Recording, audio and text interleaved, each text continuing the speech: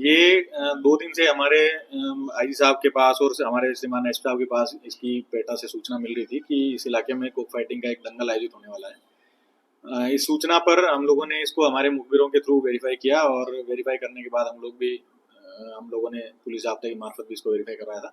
ये लादिया गांव के अंदर कोक फाइटिंग का एक बड़ा दंगल आयोजित करवाया गया था और इस आयोजन के स्टार्ट होने के दौरान ही पुलिस जाब्ते के साथ हम लोग पहुंचकर और हम लोगों ने कार्रवाई की। इसमें काफी संख्या में भीड़ एकत्रित थी, जो भीड़ तो यद्यपि अपने वाहन वगैरह छोड़ के भाग गई, पर मौके पर हम लोगों ने 17 लोगों को गिरफ्तार किया है, जो हरियाणा के नूह, हथीन, पलवल, उटावड़, फरीदाबाद और अपने खैरथल, तिजारा, कोटकासिम इलाके के लोग हैं। ये दूर दूर से कोक फाइटिंग करवाने के लिए आते हैं, अपने अपने मुर्गे लेकर आते हैं। इस फाइट के दौरान ही हमने करीब 9 मुर्गे जो हैं वो जब्त किए हैं, जिनको पेटा ऑर्गेनाइजेशन को सुपुर्द किया गया है, जो इनको सेंचुरी में एक लीगल प्रोसेस अपनाने के पश्चात छोड़ देगी।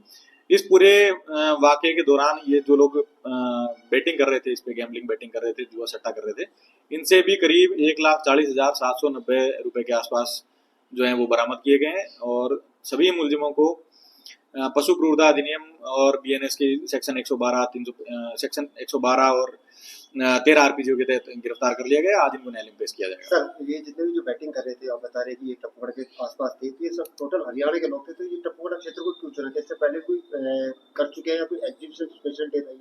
ये देखिए, ये जो कोक फाइटिंग के प्रोग्राम होते हैं वैसे तो कोई रेगुलर बेसिस पे नहीं होते हैं, ये प्री शेड्यूल्ड इनका प्रोग्राम है। इनके इंटरनल ग्रुप्स होते हैं जिनपे ये लोग जहाँ पे भी ये करना चाहते हैं प्रोग्राम, उसके लिए टाइम, वेन्यू, प्लेस वगैरह ये डिसाइड कर देते हैं।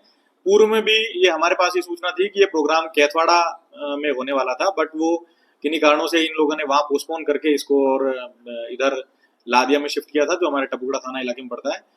जब हमें इसकी जानकारी मिली तो हम लोगों ने इस पर कार्रवाई की है और विगत 1.5 वर्ष में ऐसा कोई प्रोग्राम हमारे जिले में ऐसा नहीं हुआ है। तो यहाँ पे जो है इतने बड़े तादाद में ये फाइटिंग चल रही थी, क्योंकि आसपास के लोग भी, यहाँ क्राउड एरिया में काफी होगा, क्या वहाँ पे कोई दर्शक भी थे? हाँ, यहाँ पर काफी बड़ी संख्या में दर्शक भी थे जो रेड के दौरान वहां से भाग गए थे। ये लादिया और इसके छापर के बॉर्डर पे था, जो छापर की पहाड़ियों के नीचे का इलाका है, वहां पर। कह सकते हैं सर, ये जिले की पहली कार्रवाई होगी जो कॉक फाइटिंग की, क्योंकि यहाँ पे मेवा क्षेत्र में सट्टे की इस तरह की कार्रवाई होती रहती है। पूर्व में तो मुझे ध्यान नहीं है कि हुआ या नहीं हुआ, पर मेरे आने के बाद करीब 1.5 साल के अंदर ही पहली कार्रवाई है जो कोक फाइटिंग और कोक फाइटिंग पे बैटिंग करने वाले लोगों के खिलाफ की गई है। इसमें कोई मास्टरमाइंड कोई आइडेंटिफाई किया हो सर? हाँ, इसमें एक मास्टरमाइंड है, जिसको आइडेंटिफाई कर रखा है, जो अभी घटनास्थल से फरार चल रहा है, जो मौके पे था और पुलिस जाब्ते को देखकर भाग गया। उसकी तलाशी जारी है और उसके खिलाफ भी अनुसंधान करने के पश्चात विधि संगत निर्णय लिया जाएगा। सर, कोक फाइटिंग के दौरान किस तरह की प्रक्रिया अपनाते हैं, क्या ये काम में लेते हैं, क्या प्रक्रिया होती है? इसमें जो ये मुर्गे होते हैं, ये ट्रेंड मुर्गे हैं, जिनकी कीमत करीब लाख, 1.5 लाख, 2 लाख रुपए से ज्यादा बताई जा रही है। ये इन लोगों को ट्रेंड करके और इन मुर्गों को पानी के साथ कुछ सेडेटिव्स देते हैं, जिनकी वजह से ये मुर्गे लड़ने लग जाते हैं आपस में।